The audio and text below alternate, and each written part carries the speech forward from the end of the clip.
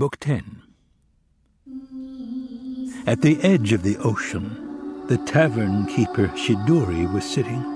Her face was veiled. Her golden pot stand and brewing vat stood at her side. As Gilgamesh came toward her, worn out, his heart full of anguish, she thought, "This desperate man must be a murderer. Why else is he heading straight toward me?" She rushed into her tavern, locked the door, then climbed to the roof. Gilgamesh heard the noise. He looked up and saw her standing there staring at him. "Why did you lock yourself in?" he shouted. "I want to enter now. If you don't let me, I will smash your locks and break down your door."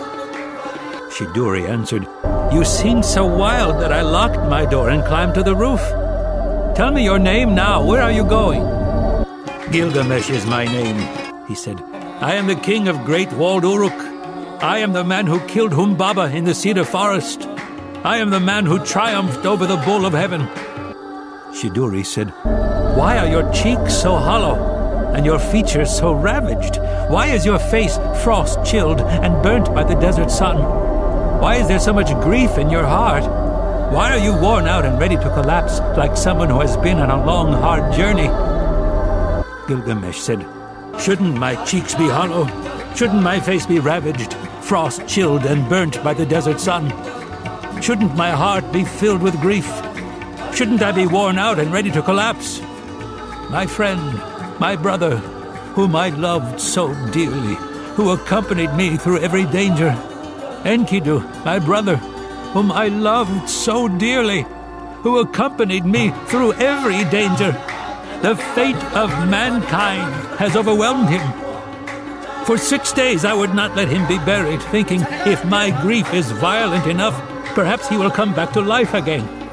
For 6 days and 7 nights I mourned him, until a maggot fell out of his nose.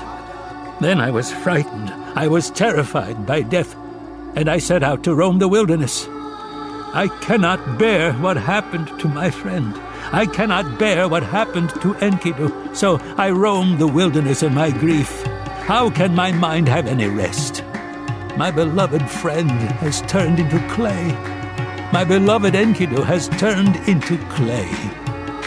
And won't I too lie down in the dirt like him and never arise again?" Shiduri said, "Gilgamesh, where are you roaming? You will never find the eternal life that you seek. When the gods created mankind, they also created death, and they held back eternal life for themselves alone. Humans are born, they live, then they die. This is the order that the gods have decreed.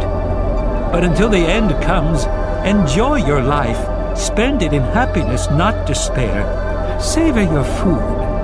Make each of your days a delight. Bathe and anoint yourself.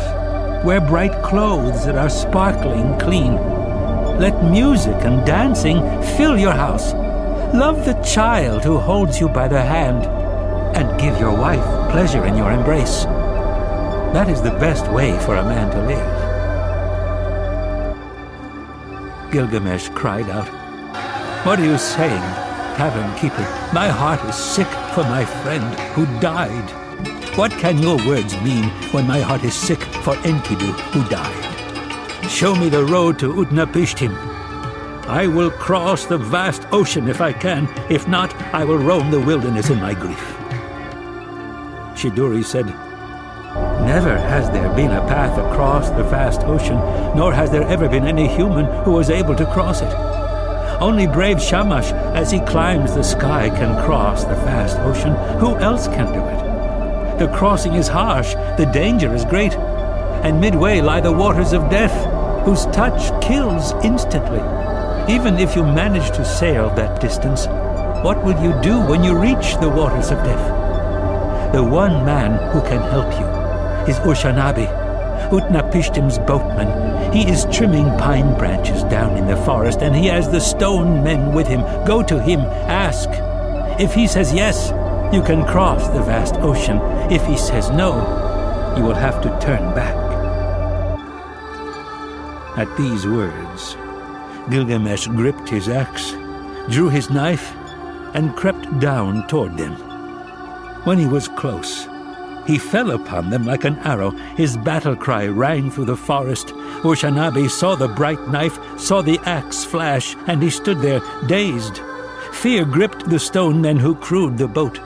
Gilgamesh smashed them to pieces, then threw them into the sea. They sank in the water. Gilgamesh came back and stood before him. Urshanabi stared, and he said, "Who are you? Tell me, what is your name?" "I am Urshanabi, the servant of Utnapishtim, the distant one." "Gilgamesh is my name," he answered. "I am the king of Great Walled Uruk. I have traveled here across the high mountains. I have traveled here on the hidden road through the underworld, where the sun comes forth. Show me the way to Utnapishtim."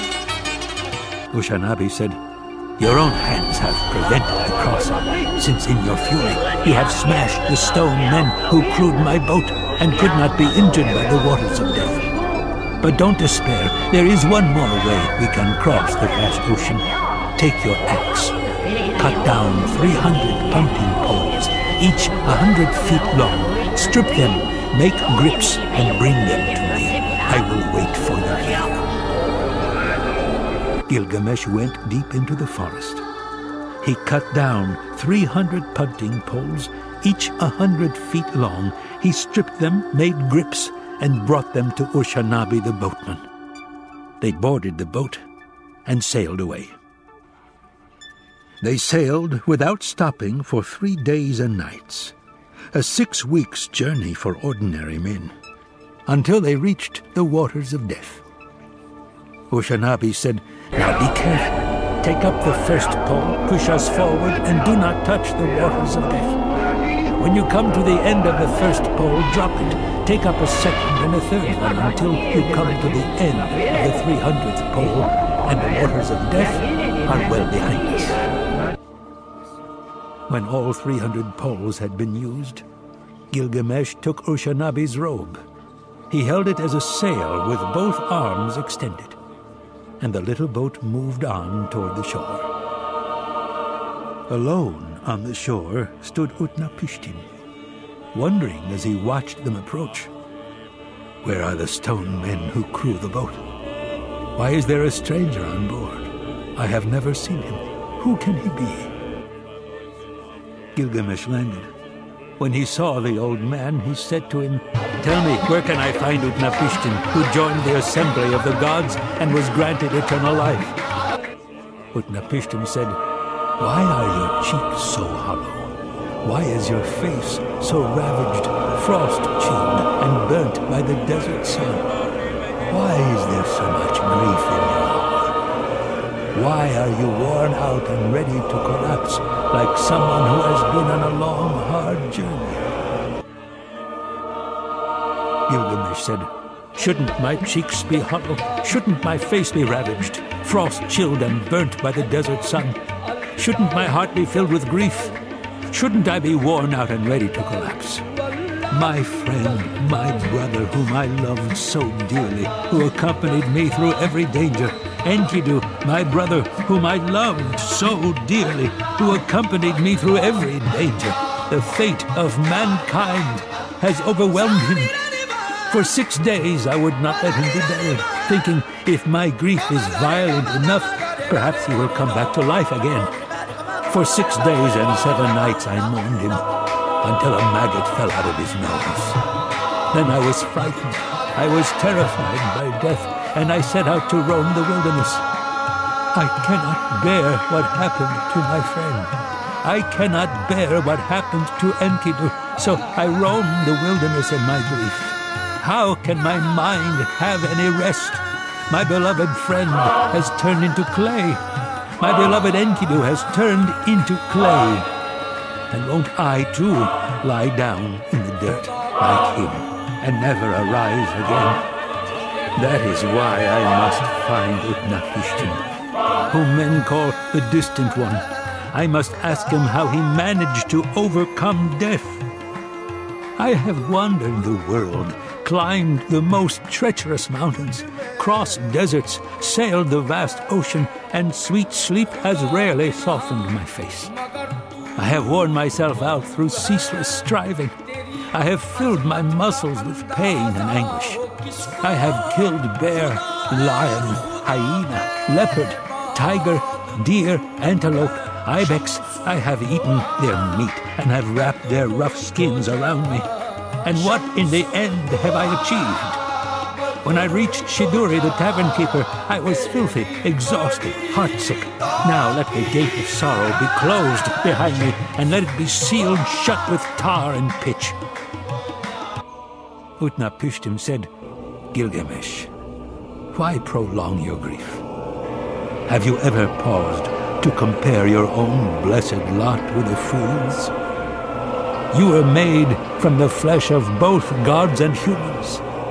The gods have lavished you with their gifts as though they were your fathers and mothers. From your birth, they assigned you a throne and told you, rule over men.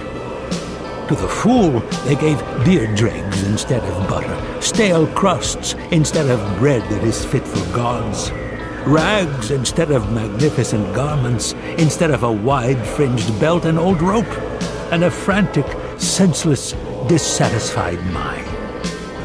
Can't you see how fortunate you are? You have worn yourself out through ceaseless striving. You have filled your muscles with pain and anguish.